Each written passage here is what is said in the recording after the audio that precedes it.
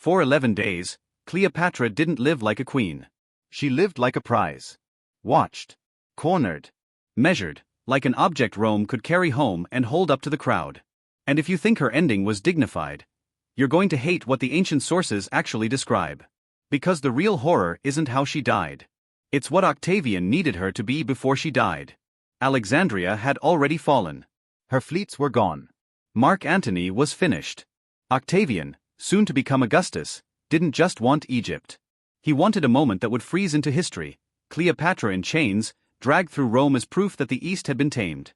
And here's the trap: if he killed her quickly, he lost the spectacle.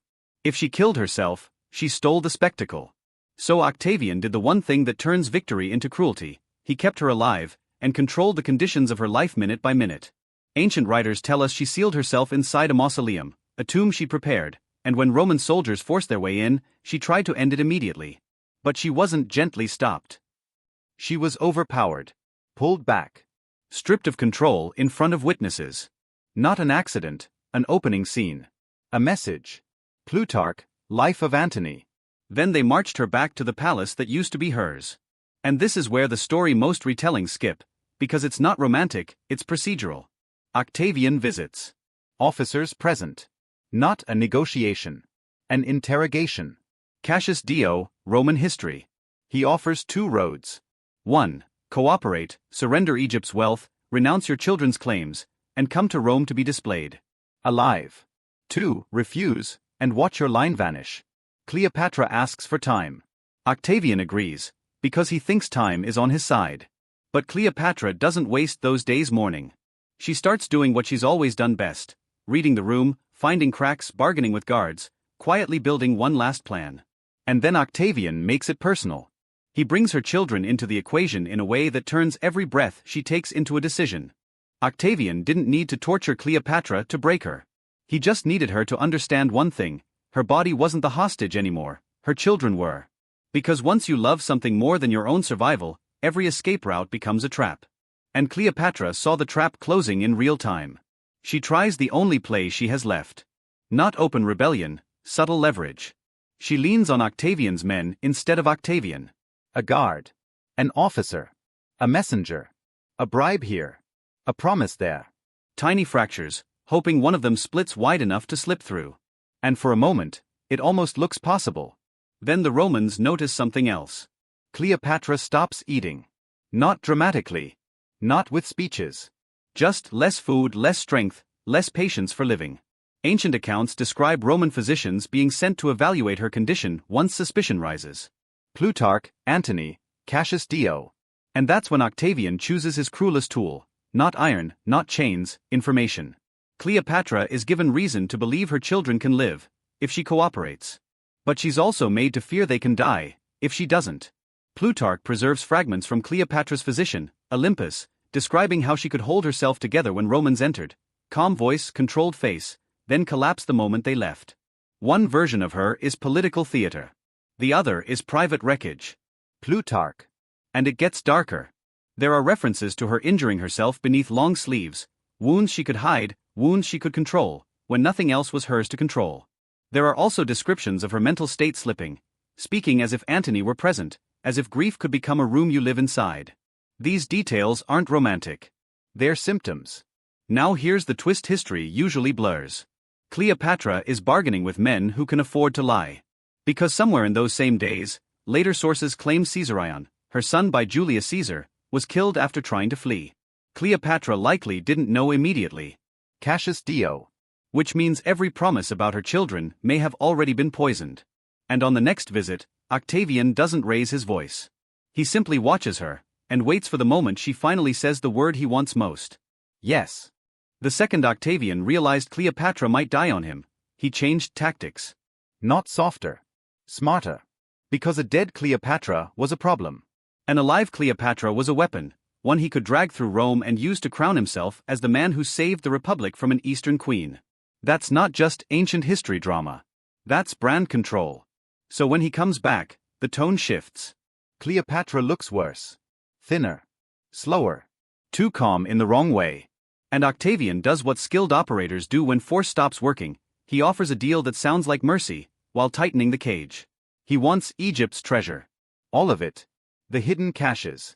The private vaults. The pieces that could bankroll resistance.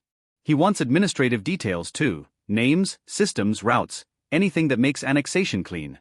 Cassius Dio, Roman history. Cleopatra listens. And then she does something that would make any guard lower their shoulders for just a second. She gives in. She starts talking. Locations. Inventories. Instructions. Enough truth to feel real, enough cooperation to make Octavian believe the fight has finally drained out of her. And if you're watching this like a thriller, you can feel the danger. Is she surrendering, or setting the stage? Because here's the thing about Cleopatra in these last days, she doesn't have armies anymore. She has perception.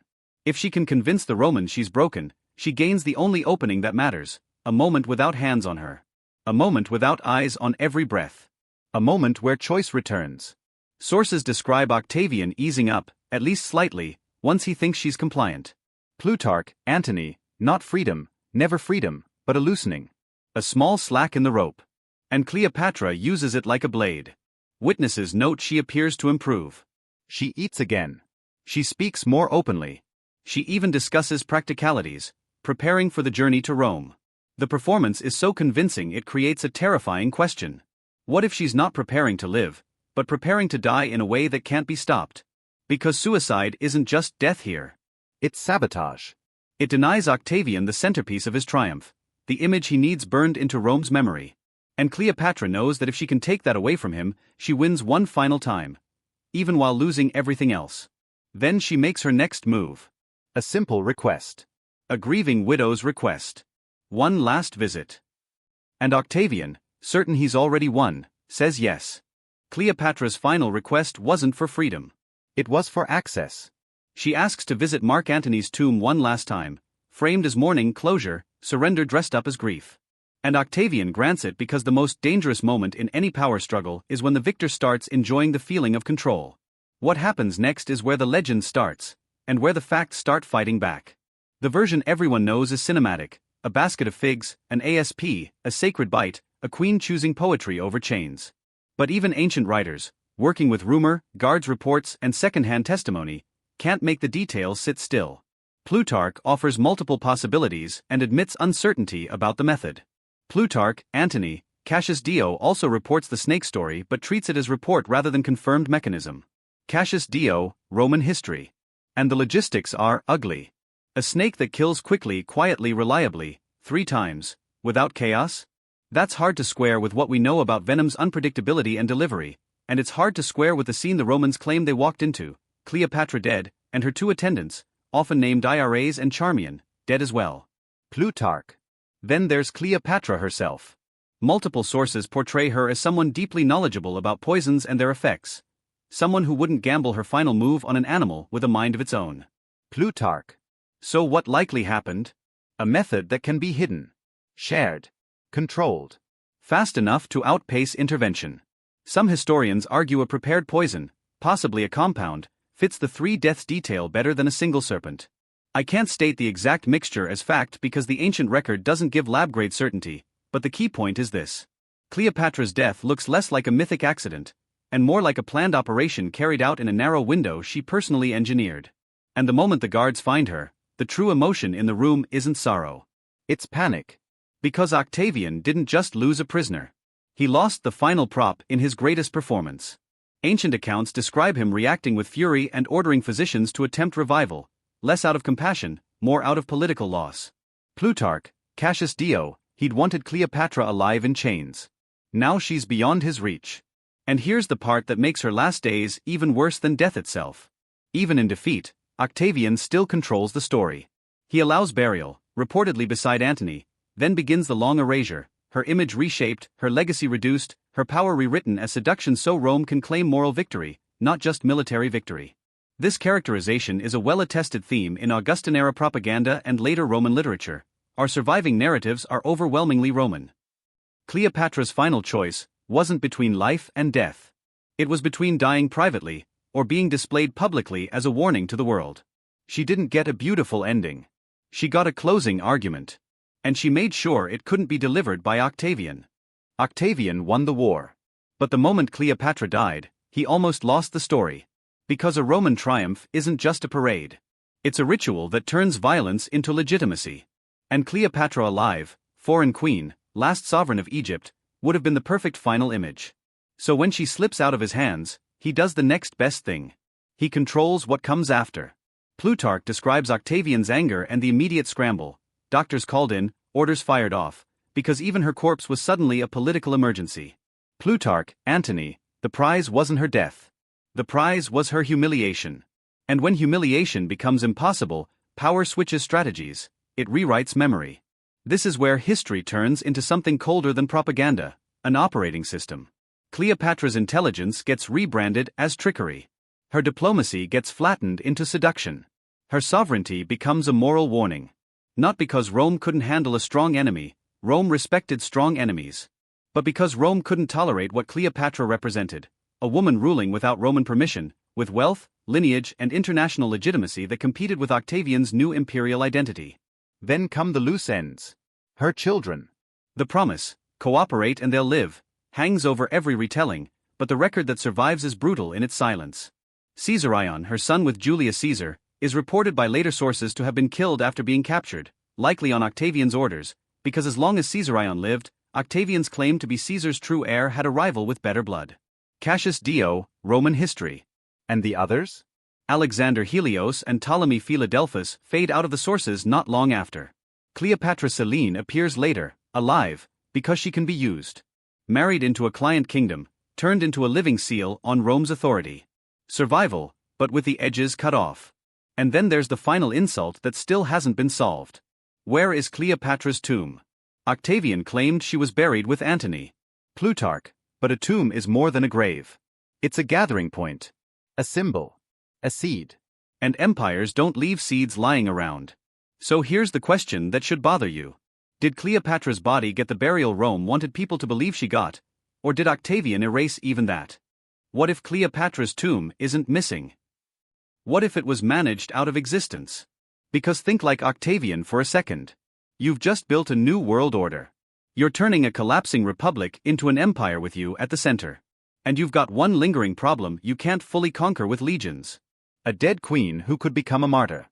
A tomb can do that. A place people can travel to. Leave flowers. Whisper prayers. Tell a different version of the story. For a regime obsessed with controlling symbols, that's dangerous. Ancient sources say Octavian permitted Cleopatra to be buried, reportedly with Antony. Plutarch, Life of Antony. But notice how convenient the aftermath is. We're told she received honors, and yet the physical anchor of her legacy vanishes into uncertainty. No confirmed tomb. No verified remains. No uncontested site. And yes, time destroys cities. Alexandria has suffered earthquakes, subsidence, and centuries of rebuilding. Coastal areas have shifted and sunk.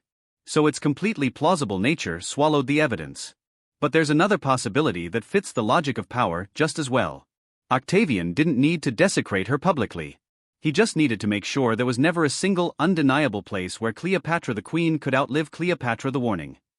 So the world gets the story it can safely digest, the ASP, the poetry, the romance, the exotic tragedy. A version that turns the end of a dynasty into a fable. And here's the sharpest edge of it, that myth doesn't only protect Octavian. It also diminishes Cleopatra. Because if she died for love, she's a character. If she died from strategy, she's a threat.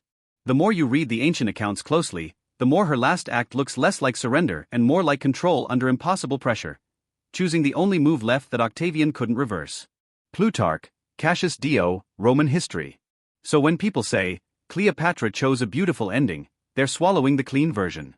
The dirty version is this: she was pushed into a corridor so narrow that death became the last remaining form of agency. And once you see that, one final question hits harder than the snake ever could. If Rome rewrote Cleopatra this effectively, what else did it rewrite? Here's the part that should make you uneasy: Cleopatra didn't lose twice. She lost on the battlefield, and then she lost again in the story Rome told about her. Because Octavian couldn't just conquer Egypt. He had to justify it. To Rome, to the Senate, to the future. And the easiest justification wasn't, I crushed a capable ruler. It was, I saved Rome from her. So the narrative gets engineered. Cleopatra stops being a monarch with policy, language skills and a functioning state behind her, and becomes a single controllable label, temptress. A foreign poison.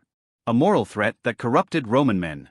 You can watch that reframing happen in Roman literature written under the new regime. Horace celebrates her defeat and calls her a fatal monster, then tames her into a safe ending once she's dead. Horace, Odes 1.37, it's not neutral history.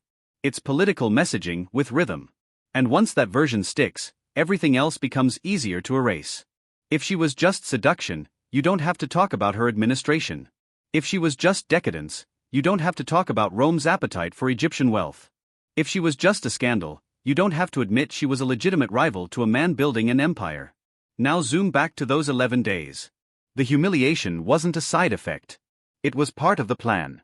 Plutarch, Antony, keep her alive long enough to reduce her into an object, then turn the object into a lesson. And when she denied Octavian the parade, he still got what he wanted, by replacing the missing spectacle with a more permanent one. A myth that outlived her body. But there's one detail almost no one talks about, because it points the finger back at Octavian even more directly. If Cleopatra really was the villain, why did Octavian react with rage when she died? If Cleopatra was truly just a defeated enemy, her suicide would have been convenient. No trial. No guards. No risk. So why the rage? Because Octavian didn't want her gone. He wanted her visible. He wanted Rome to see her. Not as a queen, never as a queen, but as proof that his new order could take the most famous woman in the world and reduce her to a trophy. That's why the ancient accounts of his reaction matter. Plutarch portrays Octavian as furious and immediately calling in physicians to attempt to revive her. Plutarch, Antony, Cassius Dio likewise describes the upset and the scramble. Cassius Dio, Roman history, the emotional read is consistent, not grief, loss of control. And once you understand that, Cleopatra's last days snap into focus. The cruelty wasn't the end. The cruelty was the plan. Corner her without martyring her too soon. Make her cooperation look like consent. Use her children as leverage so she can't choose escape. March her through Rome to crown the new emperor's legitimacy. Cleopatra's death ruins the final step. So Octavian improvises.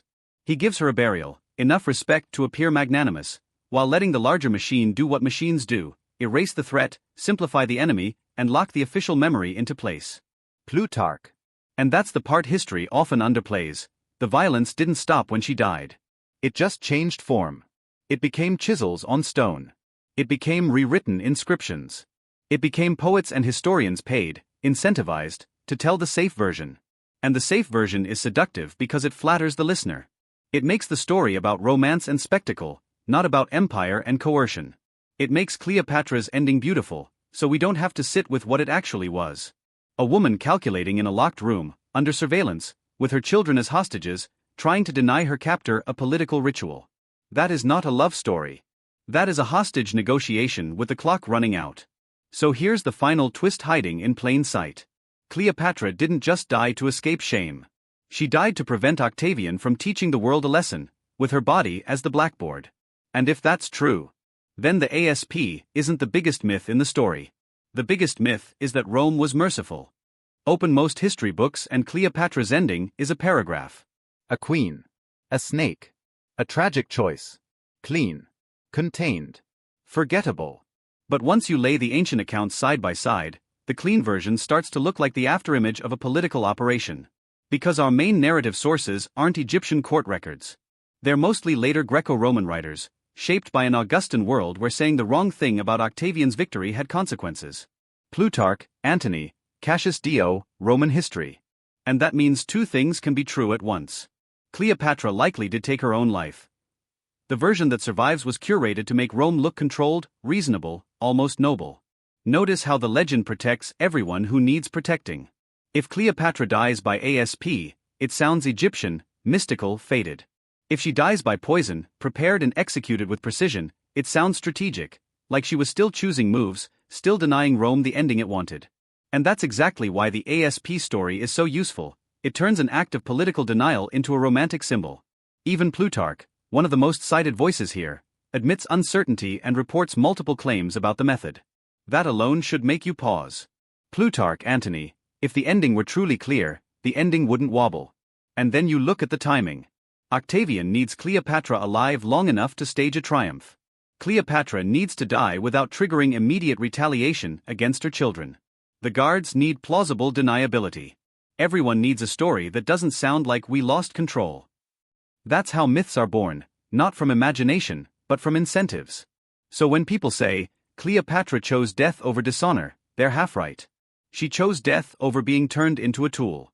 Because if Octavian got his triumph, the lesson would echo across the empire. This is what happens to sovereigns who resist Rome. Cleopatra's last move wasn't just escape. It was sabotage. And in the final part, I'll tell you the most chilling way Octavian still won anyway, after she was gone. Octavian didn't get Cleopatra in chains. So he did the next most permanent thing. He put her in a box. Not a tomb. A story. A story where she's not a ruler, but a caution sign. Where Rome didn't crush a competent sovereign, but rescued itself from an Eastern threat. Where the new emperor's rise isn't ambition, it's necessity. That story becomes policy. Egypt stops being a kingdom and becomes a Roman province, its wealth pulled into the engine of empire. Octavian's position hardens from first among equals into Augustus, the center gravity of Rome's future. Cleopatra's defeat becomes a cornerstone in the mythology of his legitimacy. Cassius Dio, Roman history discusses the political consolidation around this period. For Augustan image-making broadly, see primary Augustan poets like Horace. And Cleopatra? Her identity is stripped down to what's safest for the victors to allow her to be, a woman whose power was really her beauty. A queen whose politics were really sex. A sovereign whose alliances were really manipulation. It's an old trick. Reduce the rival until beating them looks like virtue. That's why her last days were worse than history admits. Because the suffering wasn't just physical fear or captivity. It was the forced conversion of a living person into an object, first for a triumph, then for a narrative. Even the final mercy is control. Her surviving daughter, Cleopatra Selene, is folded into Rome's client system. Married where Rome wants, useful where Rome needs. The dynasty doesn't continue. It gets absorbed. General outline consistent with later historical tradition, specifics vary by source, and the disappearance of the sons is a well-noted gap in the record. And 2,000 years later, most people still meet Cleopatra through Octavian's lens. Not the administrator. Not the linguist. Not the strategist. The seductress. Which means Octavian's last act of domination wasn't in Alexandria. It's happening every time her story gets told with the sharp parts filed down. So if you take one thing from Cleopatra's final 11 days, let it be this. Empires don't just conquer land. They conquer memory. And sometimes, the worst thing that can happen to you isn't dying. It's being rewritten. Octavian didn't get Cleopatra alive. So he brought her to Rome anyway. Not as a woman, as an image. In 29 BC, during his triumph, Cassius Dio reports that Octavian displayed a representation of Cleopatra, shown as dead with the serpent, so the crowd still got the ending Rome wanted to see. Cassius Dio, Roman History, Book 51. That detail changes everything. Because it means Cleopatra's escape didn't end the spectacle. It only forced Octavian to switch mediums. He couldn't parade her body in chains, so he paraded the idea of her, the defeated Eastern queen, safely reduced to a symbol that couldn't speak back. And that's the real playbook of empire. If you can't control the person, control the picture. Now look back at those 11 days with that in mind. The captivity. The threats.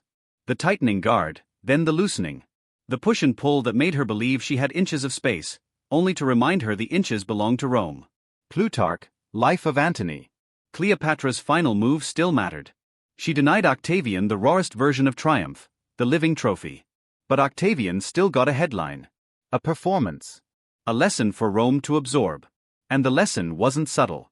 It told every rival king, every ambitious general, every province watching from the edges, even if you slip the chains, we will still display you, through art, through rumor, through official memory. That's why her last days were worse than history admits. Not because she lost. Plenty of rulers lost. But because her defeat was curated into a template, repeated for centuries. Capture the rivals stripped their legitimacy, turned them into a warning cell, the warning as morality. So here's the question that lingers like a knife you can't pull out. If Octavian could turn Cleopatra into a Roman trophy without her body, what else about her ending, what else about those 11 days, was staged for us to remember the way he wanted? Cleopatra's last days weren't a romance. They were a negotiation with an empire that had already decided what her life was worth.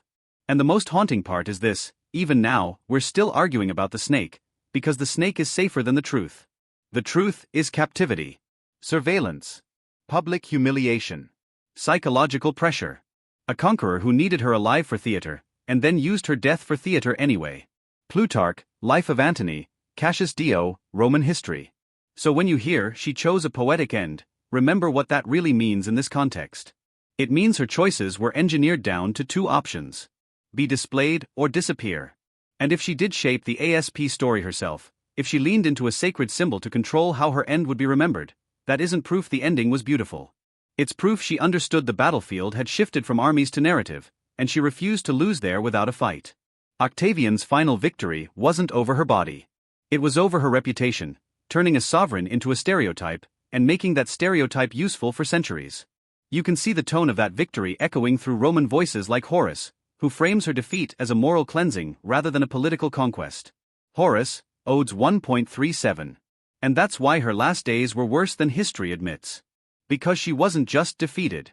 She was converted into a warning label, and the label survived longer than the woman. So the next time you picture Cleopatra's end, don't picture figs and silk and a graceful fade out. Picture a locked room, a narrowing window, and a queen realizing the only thing she can still steal from Rome is the ending Rome came to take.